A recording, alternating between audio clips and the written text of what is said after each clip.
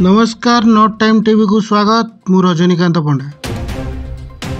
आजिर बड़ खबर, देश में गुरुत्वपूर्ण खनिज पदार्थर पुनः चक्रण को प्रोत्साहित करने केंद्र कैबिनेट 1500 कोटी टंकार एक प्रोत्साहन योजना को अनुमोदन करिसेंती। आसंतु एही खबर विषय विस्तारित भाव में जानिबा।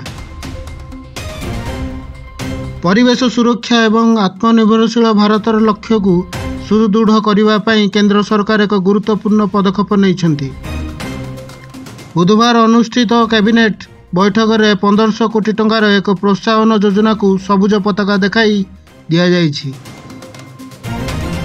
जहार लक्ष्य देश में लिथियम, कोबाल्ट एवं निकेल भली गुरुत्वपूर्ण खनिज पदार्थर पुनः चक्रण को प्रोत्साहित करिबो। एही खनिज पदार्थ गुड़िक वैद्युतिक जानवाहन, बैटरी उत्पादन एवं नवीकरणीय शक्ति क्षेत्र में गुरुत्वपूर्ण भूमिका ग्रहण करिबो। एही योजना अधीन पुनः चक्रीकरण शिल्प गुड़िक आर्थिक सहायता, वैषयिक संबल एवं गवेषणा पई प्रोत्साहन जोगाई दिया जिवो। सरकार देश में खनिज पदार्थर जोगाण श्रृंखला को सुदृढ़ करिबे आउ विदेशी आमदानी उपरे निर्भरशीलता ह्रास करने लक्ष्य रखिछन्ति।